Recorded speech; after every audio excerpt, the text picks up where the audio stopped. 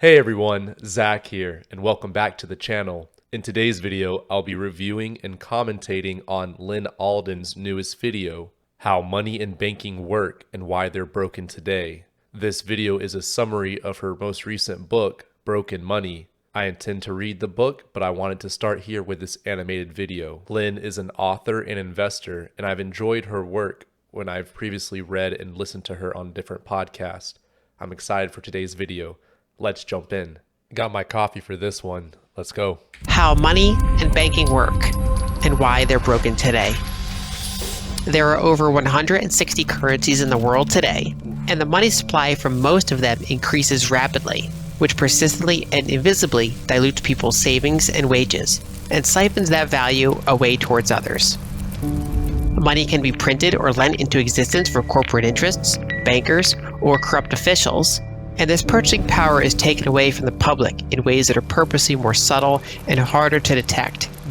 This is why I'm in crypto. I think this is why everyone gets, interested in, whether it be stocks, bonds, real estate, investing. We all kind of have this feeling that the money supply and the way the money works doesn't work for the people. It's often working for other interests, it seems like. Than taxation. And as people try to reach outside of their regions for better money elsewhere, capital controls and other points of friction are often used to keep them in. Even in wealthy countries, all is not well. While inflation may not be as high, the money concentrates toward a smaller and smaller number of hands over time, and more debt is piled up on the government ledger. Political polarization grows, as nobody can agree on who is causing it or why it's happening. Improving technology should make things cheaper over time, but central banks' inflation mandates are to ensure that prices continually increase instead by continually expanding the amount of money in the system. That's also another huge thing. It's so interesting to me. We've had computers the last 40 years, right? We've supposedly had increased productivity, increased innovations, across the board. But this is a great little animation that shows if the money is broken, it doesn't matter if we have, all these new robots farming, all these new, data points from different satellites gathering. All of that means nothing if the money's broken and we can't utilize the technology to enrich the people's lives and build wealth across the board. So I really like that little animation. All these animations are really cool. Money affects us all. It's how we make contracts, how we coordinate economic activity, and how we store our purchasing power for the future. And while the world has improved in many ways, money itself continues to be broken for most people worldwide. Once again, let's check this graph out. Global primary energy consumption by source. So it appears, right, we're all using more and more energy as time progresses. And it's, good to see how these other kind of, solar, wind, all of those are somewhat on the rise. Yeah, that's what this little graph's showing. Wide. I'm Lyn Alden, and this is a problem I have invested countless hours into understanding. I grew up in poverty, which from a young age gave me a strong interest in saving and investing. In my adult life, my husband and I split our time each year between the United States and Egypt, since our shared roots, families, and friends are in both places. So, I see firsthand the troubles that broken money can cause. Let's check this out. Inflation rate, Egypt versus United States. So this is from 1980 to modern day. The IMF is the source of this graph. And so the average consumer prices, right? So from the 1980s to now, so this is the inflation rate. So we can see it's all over the place, ranging from 20% all the way down to 5%, all the way back up to 25%, all the way back down to 5%, all the way back up to 25% in Egypt's case, right? The US has had a little bit, a better kind of graph here, but it just shows kind of the very volatile nature of finance and how finance is a man-made construct. It's not a math and science discipline. It's very much heavily influenced by the current administration, the current thought leaders when it comes to the monetary policies.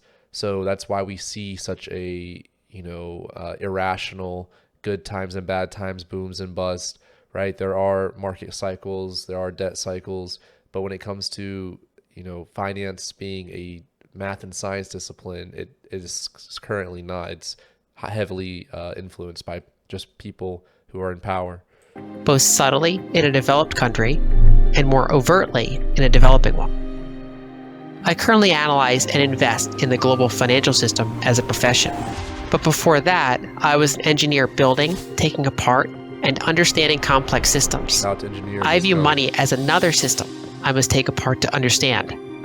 This video aims to distill the knowledge I've gathered on this topic.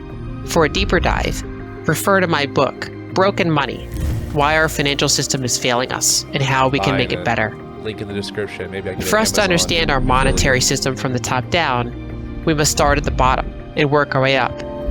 Let's rip away the complexities and pose a fundamental question. What is money? Trading goods on the spot is a challenge, as there are more ways a trade can fail than succeed. If you have extra spears but lack furs, and I have extra furs but lack spears, that's a relatively rare scenario where our needs align. When this barter system scales to an economy that produces 5 different products, it results in 10 unique trading pairs. With 20 different products, there are 190 trading pairs. And with 100 different products, that number of trading pairs grows to 4,950. Clearly, a more efficient trading method is needed. One way to address this is by making the timing of a transaction more flexible. Suppose you have extra spears and are short on furs, while I have extra spears and furs, but I don't need anything from you. If you ask me for furs, I could give you some in exchange for an unspecified favor at a later date. This is called flexible social credit. In settings with family and friends, gifts are exchanged. This was the first form of money, the gift economy, where favors were given between members of a family, a tribe, a group of people, right? The whole bartering myth never happened where, to that example she showed us a moment ago where they, you'd go to a random tribe and try to barter. There always was some sort of credit or money involved in favor economy. As a form of social credit with no specific expectation of repayment. And outside of close relations, people keep track of who is helpful and who is a burden. When a well-liked community member needs help, others are more generous with their offerings because of the social history attached to the person in need. In larger settings, credit systems adhere to a more formal type of credit. In these systems, a person can borrow some value in the present, but they must promise to repay it later. And there's often some local authority that sets the rules regarding how credit is handled. Suppose a baker needs meat from a butcher, but the butcher already has bread. The baker can create, quote, bread credits, where each credit is a promise that can be exchanged for bread in the future. If the butcher trusts these bread credits will hold that promise, they make a transaction. Still, the butcher takes on some risks, in this case, trusting that the baker will remain in business. Another solution is to use a commodity as money. Rather than finding a person who has what you specifically need, and where you also have what they specifically need, people can use a portable, divisible, durable, scarce, and widely desired universal good as one side of every transaction. Among hunter-gatherers, shell jewelry beads served as a common form of money. They were small, long-lasting, wearable, hard to make, and widely desirable. People frequently found use in acquiring more shell jewelry than they currently possessed due to its size, wearability, aesthetic appeal, and the value it holds over time. This is all great information and historically accurate. The cowrie shell was the picture here was one of the first, forms of money. There's a great book. I'll get it at the end of the video, but I definitely recommend to check it out as well. I'll let you know at the end of the video. I forgot its title off the top of my head. So, if you find yourself short on spears, and I have no immediate need for your goods, I might request shell jewelry in exchange, even if it's not an immediate necessity for me. I can wear the jewelry, and later, when I come across something I desire, I can offer the jewelry for trade. As commodity money evolved, gold and silver coins gained popularity across numerous empires. These slender discs adhere to standardized shapes, weights, and fineness, simplifying their ability to be verified by anyone using them, which in turn enhanced the efficiency of transactions. Coins established dominance over all other forms of commodity money for 3 primary reasons. First, gold and silver are harder to increase the supply of relative to other commodities due to their unique properties. Where's my gold and silver bugs in the comments? Leave your comment below. That's the past, old man. Crypto's the future. Sell your Second, gold for coinage Bitcoin. with guaranteed size and purity makes gold and silver easier to use in transactions. Silver is a highly manipulated market. That's why silver has been down for so long. Not down, but has not had a proper appreciation. There's so much manipulation in TradFi when it comes to silver, and even gold in that respect too. Tisk tisk. Than raw bits of metal. Third, the acceptance and liquidity of coins issued domestically would generally be higher than that of foreign coins, which would ensure widespread acceptance of a standardized unit within that region. Ultimately, the answer to the question of what is money is that money is a ledger for payments and savings. Ancient monetary systems usually consisted of a blend of commodity money and credit. Commodity money represents a ledger whose attributes and constraints are governed by the laws of nature, and was useful for determining a society's standard unit that transactions would be denominated in. Holding commodity money in one's own possession also served as a way to store value independently, without relying on anyone else's ongoing memory or liability. Meanwhile, various credit agreements represent a shared ledger governed by humans, either orally or in writing, and were used to make transactions more efficient, either between known entities or with the backing of a shared authority. And this is what led to the rise of banking. In medieval times, a popular paper-based financial instrument in the Middle East and North Africa was the suftaja, playing a pivotal role in the development of a system known as hawala. Under this arrangement, a hawaladar money changer operated in one city while their business partner worked in another. To transfer money between cities, an individual could deposit gold with their local hawaladar, and either they or their recipient could redeem the same amount of gold from a hawaladar in another city. This system relied on a network of trust and credit among hawaladars, enhancing the efficiency and safety of long-distance money I would have been a hawaladar back in the day. transfers. Hawaladars with established relationships conducted regular credit-based transactions credit. on behalf of their clients while settling with each other Both less social frequently, and, but under more secure conditions. Financial. Without this system, merchants would have had to transport bulky and unsafe quantities of gold between cities more frequently. This idea of a paper-based credit system eventually made its way into Europe through trade and warfare interactions between Christians and Muslims. With the advent of the Renaissance in Europe, the development of double-entry bookkeeping facilitated increasingly intricate credit arrangements and the emergence of well-known financial institutions. The invention of the printing press further enabled the creation of more complex financial paper instruments based around increasing levels of negotiability. In financial jargon, negotiability means that a financial instrument can be transferred to another party, which makes it more broadly applicable and liquid. In the initial stage, a simplistic, non-negotiable paper instrument can only be redeemed by the specific party, as specified in its original creation. In the second stage, a paper instrument is issued to a specific party and is intended for their redemption, yet it possesses negotiability, allowing it to be signed over to another party who can then redeem it instead. This involves a more intricate and trusted financial network, connecting a larger number of counterparties. In the third stage, a paper instrument, such as a banknote, is an asset that is owned by whoever possesses it, enabling it to be freely exchanged between parties, with no need for ownership transfer beyond physical possession. This third form relies on the existence of large and widely recognized institutions. Otherwise, merchants would not accept these banknotes. The foundational issue with banking lies in the necessity for customers to trust banks to effectively manage their reserves. In the gold-based banking systems of past centuries, customers expected that their deposits and banknotes could be redeemed on demand. However, bankers frequently betrayed that trust as they recognized that most individuals did not redeem all their gold at once, which allowed bankers to lend out some of their gold while maintaining only a fraction for customer redemptions. One way around this problem is with full reserve banking. In this approach, all demand deposits, which can be redeemed by depositors at any time, must be fully backed by liquid reserves, and any loans that a bank makes must instead be funded by time deposits with an equal or longer duration. So, if a bank offers a 2-year loan, it should be supported by certificates of deposit with at least 2 years of duration. This practice of matching durations leads to a more stable system because it avoids making commitments about liquidity that cannot always be fulfilled. Much of history has decided against full reserve banking in favor of fractional reserve banking, where demand deposits can be redeemed at any time. Right. Full reserve banking has that more conservative growth because you no longer have this ability to create all of these loans and all of these promises in the future. So that stagnates, potential business, but also stagnates the risk by having full reserve in their deposits, right? So that's that pros and cons of how much risk and potential progress do you want to have versus more conservative and low risk. And even though only a fraction of them are kept in reserves for immediate redemption.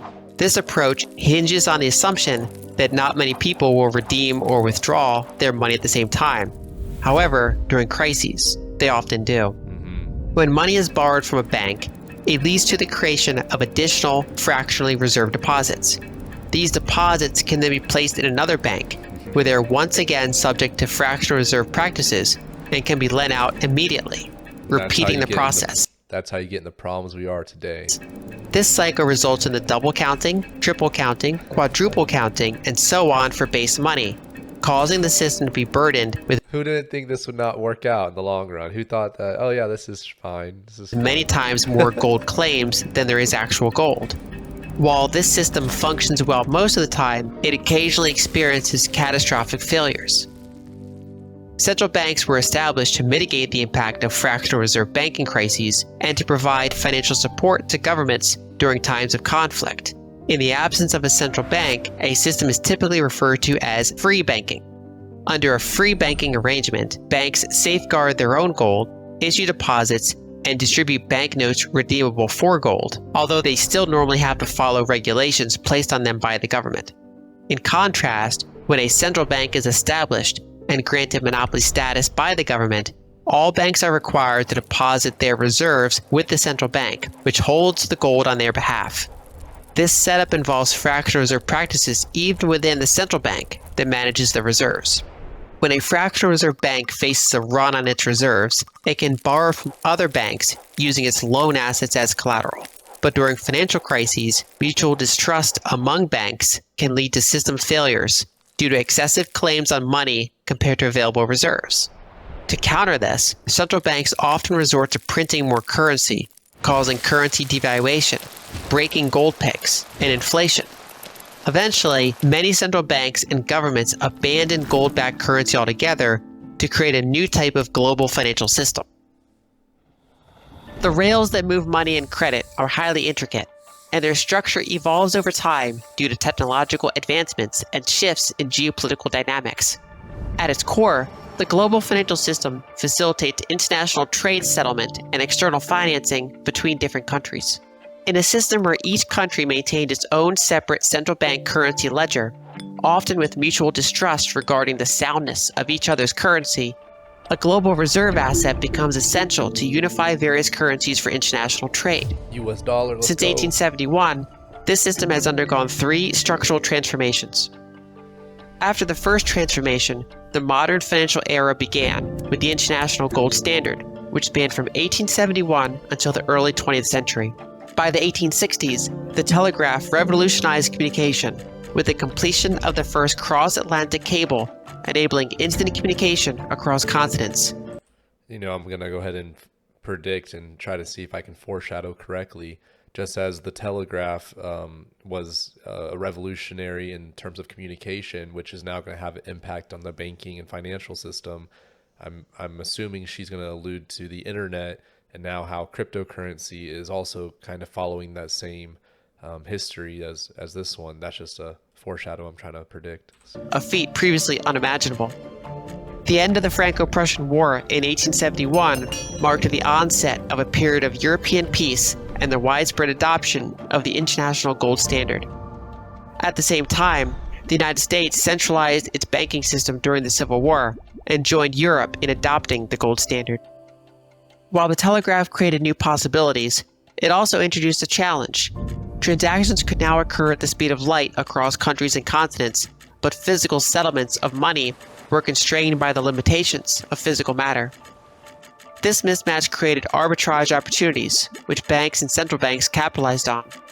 They held a monopoly over fast, long-distance value transfers, utilizing paper and telegraph communication to update each other's ledgers with minimal need to ever physically send and verify actual gold. In 1875, William Stanley Jevons published a book titled Money and the Mechanism of Exchange. Similar to my 2023 book, Broken Money, Jevons explored the history of money and the technological advancements surrounding it. He highlighted that thanks to the telegraph and other rapid communication methods, transactions could frequently occur with minimal reliance on physical metal. The global financial system was gravitating towards centralization, particularly around London, where bankers could efficiently transact through a centralized clearinghouse. Jevons also recognized the substantial risks accompanying this growing efficiency. He emphasized that there are approximately 20 times more claims for gold than actual gold reserves. He cautioned that bankers should never forget that these fractionally reserved claims essentially represented promises for gold, even though they were rarely redeemed as such. Even if just 5% of people simultaneously demanded their gold, the system would crumble. Fast forward 4 decades, and this scenario unfolded during World War I. The era of European peace came to an end, leading to money printing for wartime purposes and widespread defaults on gold redemption within a heavily leveraged financial system. Taxing for wars is unpopular and can lead to revolts and revolutions by the people. So, governments often turn to currency dilution and other less transparent methods to pay for them. In earlier centuries, when governments aimed to debase their currency for war financing, the process unfolded slowly. There is no swift method to diminish the value of coins held by people. Instead, it required taxation, melting, reminting, and reintroducing lower quality coins into the economy. However, in a scenario where individuals predominantly hold deposits and paper claims backed by gold stored in central bank vaults, the ability to sever gold redemption becomes a matter of a stroke of a pen, allowing for the rapid printing of vast amounts of money. Governments were no longer restricted by the quantity of gold in their reserves.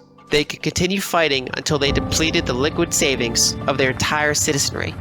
Yep, and that's what's happening today, right? You no longer have to go and redeem everyone's gold coins, and then, like they showed in the animation, remint them with a lesser amount, dilute them, right? They can just dilute with the push of a button and continue to print more and more fiat currency. And it's all just numbers on a computer. They're not actually having to go run the printers at 10 times speed.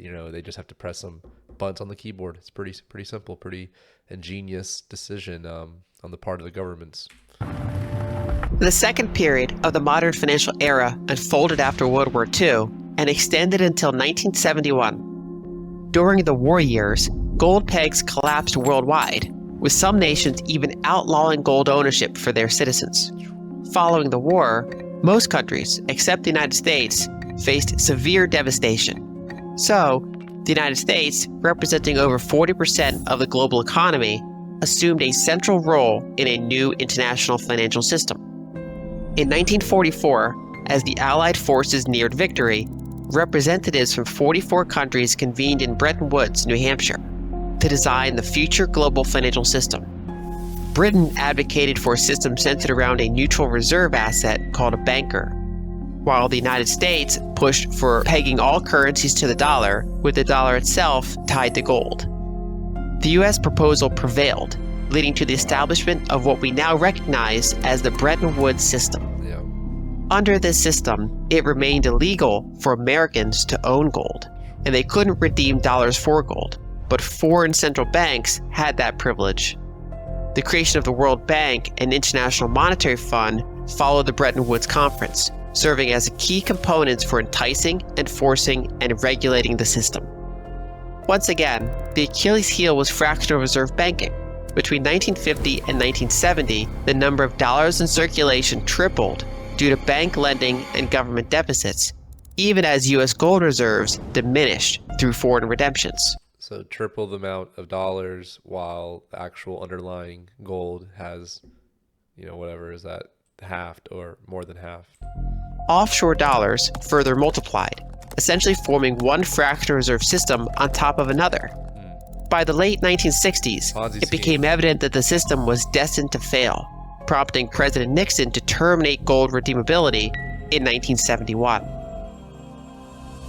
The third and current era of the modern financial system commenced in the 1970s. And see, 1944 to 1971, so not even 30 years, and they're like, okay, back to the drawing board. We got to redo this whole thing because it's already breaking at the seams. Following the collapse of the Bretton Woods system. After 1971, the world found itself in an entirely unbacked monetary system, marking a significant departure from previous eras. While governments could compel their citizens to use currency for domestic transactions, the challenge lay in trusting other governments' unbacked ledgers for global trade.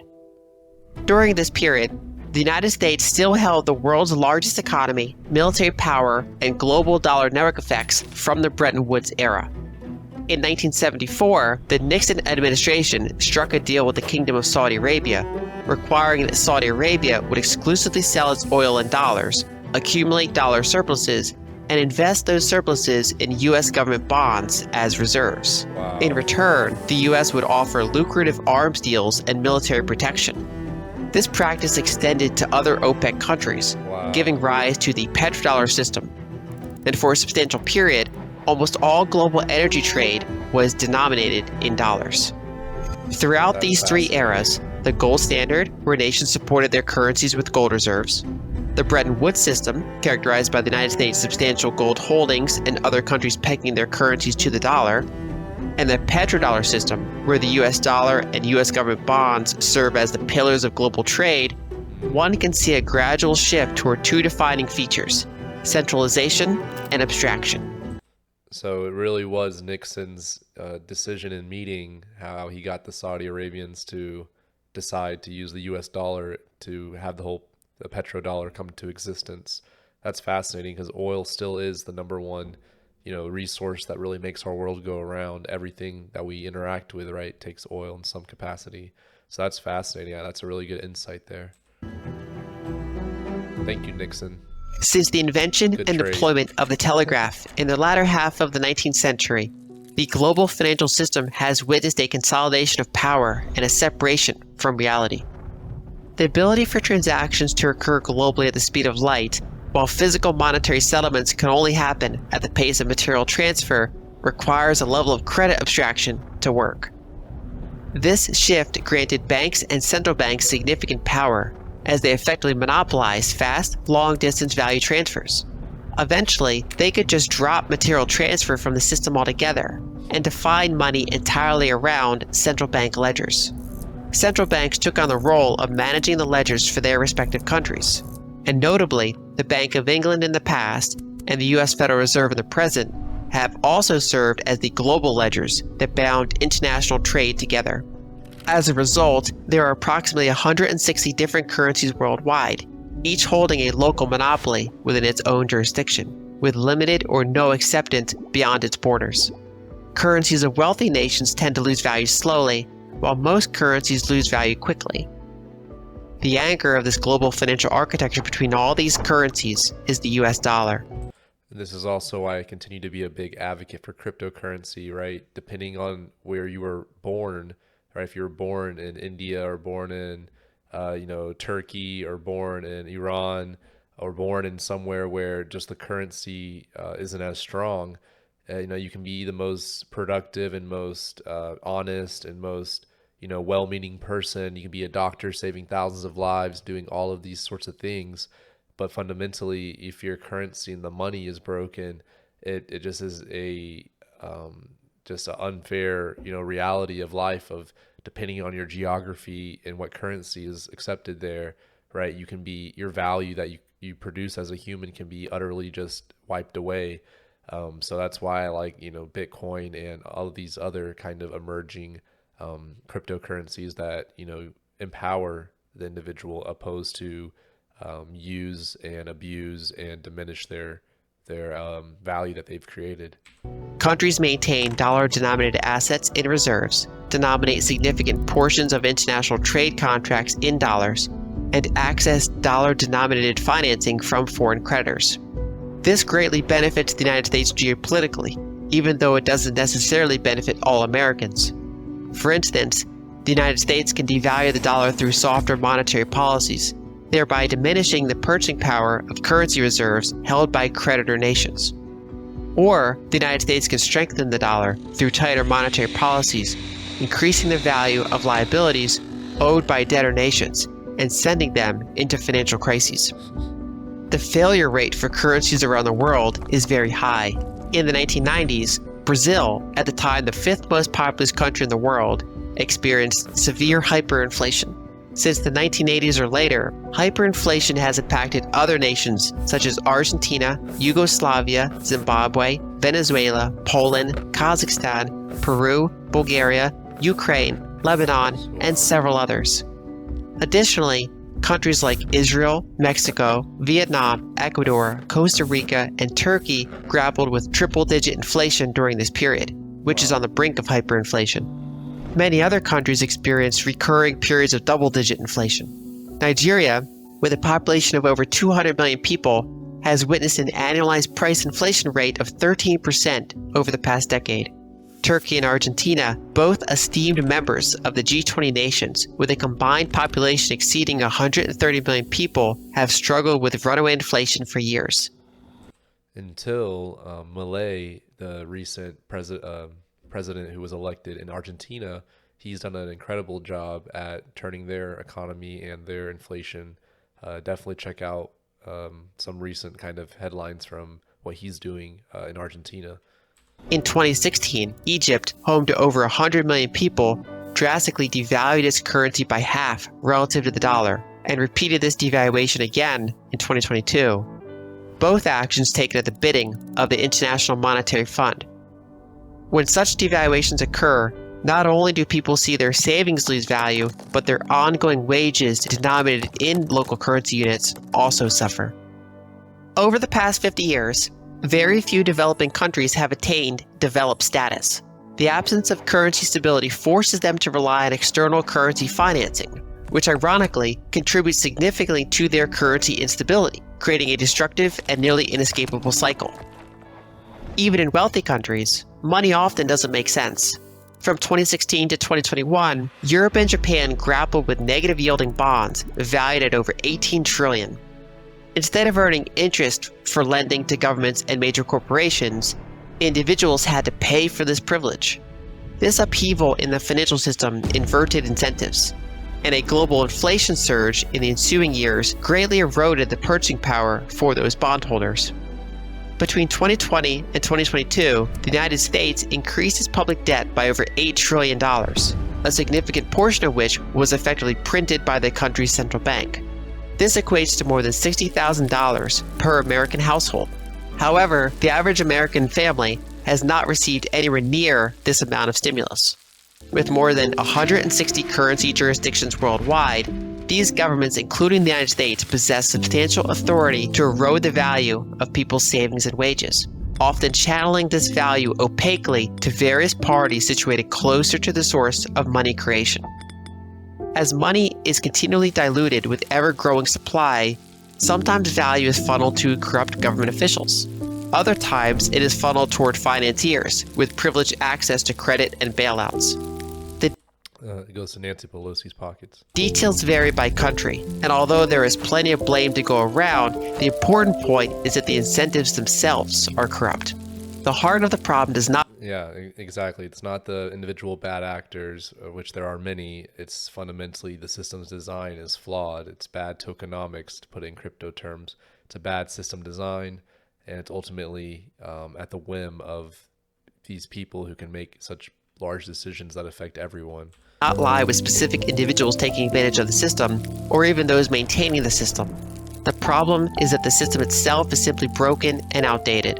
Perhaps what is needed is an entirely new system. One that cannot be changed at the flip of a switch. Look at that. One that is decentralized.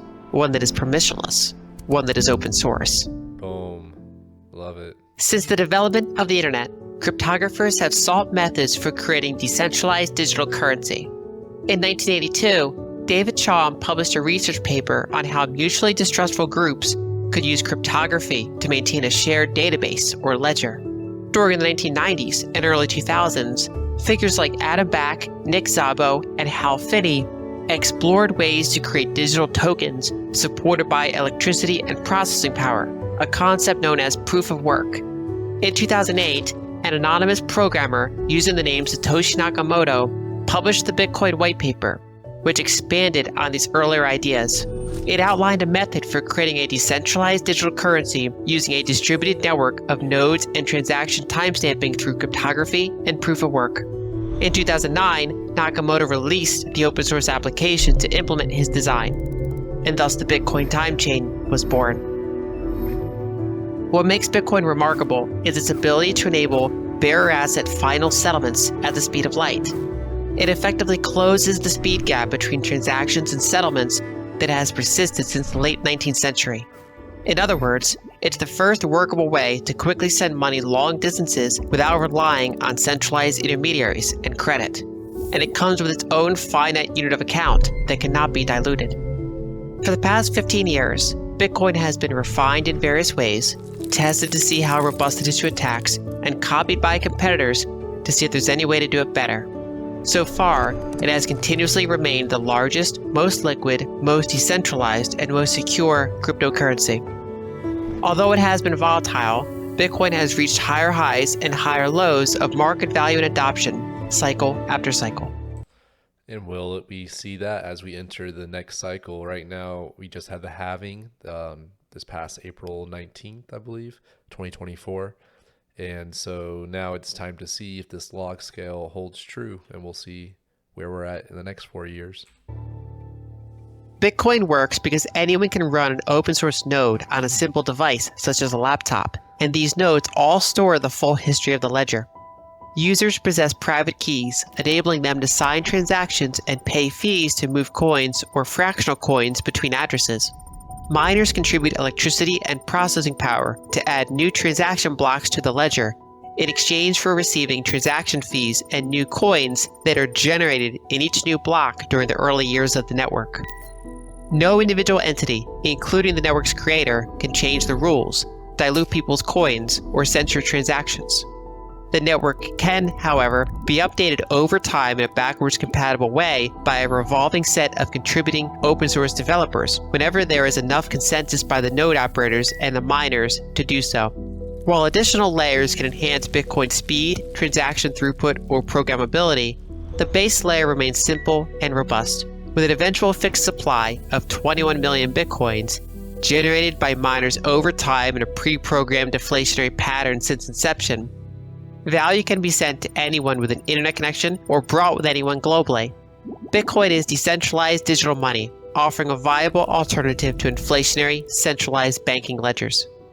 This technology is helping to pierce the 160 different fiat currency bubbles that people are trapped in. Cash and gold can be blocked in airports, and bank transfers are tightly controlled. But people can send Bitcoins directly to others across borders, or bring their Bitcoins with them as they move around the world, just by writing down or memorizing 12 words representing their private key. Someone put that seed phrase in. Let's see how much Bitcoin's on it. People can protect themselves against monetary dilution and financial censorship. In a world where half of the population lives under varying shades of authoritarianism and billions of people live with persistently high inflation, Facts. the ability to fracture these 160 currency silos and connect them together should not be underestimated. However, this technology has also catalyzed the development of more centralized digital currencies. Private stablecoins, for instance, enable collateralized dollar tokens to trade on multiple blockchains, providing people in numerous highly inflationary countries easier access to US dollars for savings. Additionally, governments have explored and sometimes launched central bank digital currencies, which are digitally native, even more centralized versions of fiat currencies. This era marks a fork in the road, offering two distinct paths going forward. Over the past century and a half, within the telecommunication age, the global financial system has gravitated toward increased centralization, abstraction, and inflation, driven by the gap in speed between transactions and settlements, and relying on ever-expanding credit to bridge this gap. Most technologies in the past that made money more efficient have come at the cost of making it more centralized and controlled. On one path going forward, central bank digital currencies can continue the prior trend of ever more centralized systems that enable precise control and authority and dilution by nation states over their citizens. On the other path, The emergence of Bitcoin and other open source cryptographic technologies facilitating rapid digital settlements without the need for credit in a peer-to-peer manner charts a course that diverges from this trend, leading toward a more decentralized, streamlined, and deflationary monetary system. Money is a shared ledger, prompting the central It's okay, baby. It's okay.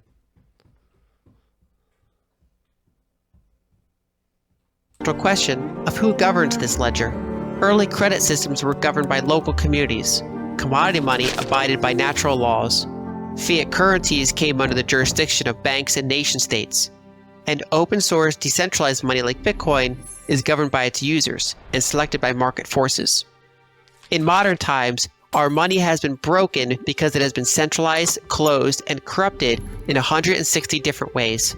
If we're going to fix it in the digital age, a powerful method would be to make it more decentralized, open, and transparent, so that it can strengthen people as individuals, while at the same time shattering the financial silos that separate us. With open source money, anyone can hold it, anyone can send it, anyone can bring it with them, anyone can build new technologies that make it better, and everyone across borders can be connected by it. If you enjoyed this video, share it with a friend. If you want to learn more about these topics, check out my book, Broken Money: Why Our Financial System is Failing Us and How We Can Make It Better. Awesome. That was a great video. I'm looking forward to reading Broken Money. It brought up a lot of topics that I've also heard and discussed in this book, Debt, The First 5,000 Years by David Graeber. So check that book out as well if you're interested in these topics. That's all for today, folks. Thanks for tuning in. See you guys on the next one.